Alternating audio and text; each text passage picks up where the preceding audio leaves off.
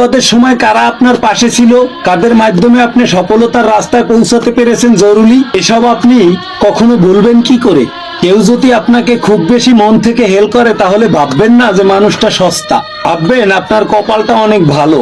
কারণ পৃথিবীতে এত মানুষ থাকতে সে আপনাকেই আপাত বিপদে আপনাকে হেল্প করে, আপনাকেই সবসময় হেল্প করে, আপনাকেই সবসময় বিশ্বাস করে। আপনি এতে বিরক্ত হতে পারেন, একটাবার ভেবে দেখবেন যে মানুষটা আপনাকে এত হেল্প করে, এতটাই ভালোবাসে, সবকিছু সব সময় আপনার কাছেই থাকে, তাকে অবহেলা করা, কথার মাধ্যমে কষ্ট দেওয়া এটা ঠিক নয়। হোক সেটা বন্ধুত্ব কিংবা ভালোবাসা কিংবা হাজবেন্ড ওয়াইফ, তাকে মূল্য দিতে শিখুন।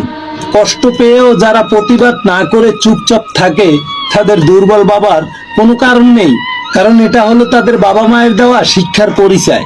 স্বার্থের টানে বাবা মা, আত্মীয় স্বজন সবাই সবাইকে ছেড়ে চলে যায়, কিন্তু স্বার্থের টানে স্বামী স্ত্রী সারা জীবন একসাথে থেকে যায়। এটা মাথায় রাখলেই অনেক কিছুই সহজ হয়ে যাবে। নিজেকে ভালো লাগবে, নিজেকে ফ্রি মনে হবে। যতটুকু পাবেন মনে করবেন এটা বোনাস। কখনো কারো সামনে নিজের সততা, ভালো হওয়ার কথা বলতে যাবেন না, কারণ আপনি যার প্রতি বিশ্বাস আছে তার কাছে আপনার বিশ্বাসের প্রয়োজনই নেই। আর যার আপনার প্রতি বিশ্বাস নেই সে কখনোই এটাকে বিশ্বাস করবে না। নিষ্পাপ হয়ে এসেছিলাম এই পৃথিবীতে, পাপী হয়ে যাব। বন্ধু বলো বান্ধবী বলো কেউই আপন নয়। ক্ষণিকের এই পৃথিবীতে সবই অভিনয়। সবাইকে নিজের মতো ভাবতে যাবেন না, তাহলে সবাই আপনাকে ঠকাবে। কথাটা তিতা হলেও সত্য, তুমি যার কাছে সহজ সরল হবে সে তোমাকে ছুঁড়ে ফেলে ঠকিয়ে দেবে। ড্রপ থেকে বেরানো ট্রপ আর মানুষের মুখ থেকে বেরানো শব্দ একবার বের হলে আর ফিরানো যায় না।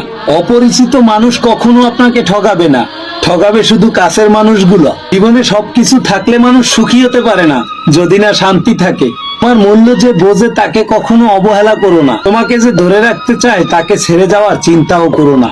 আমি ফরাজি লিটন, বয়সটা অল্প হলেও অভিজ্ঞতাটা এই বয়সে অনেক বেশি হয়ে গেছে। কাউকে হাসাতে পারলে নিজের মনটাও আনন্দে ভরে ওঠে।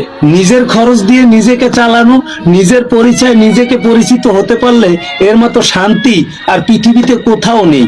আমার আত্মীয় স্বজন অনেক, সবই হেডামালা।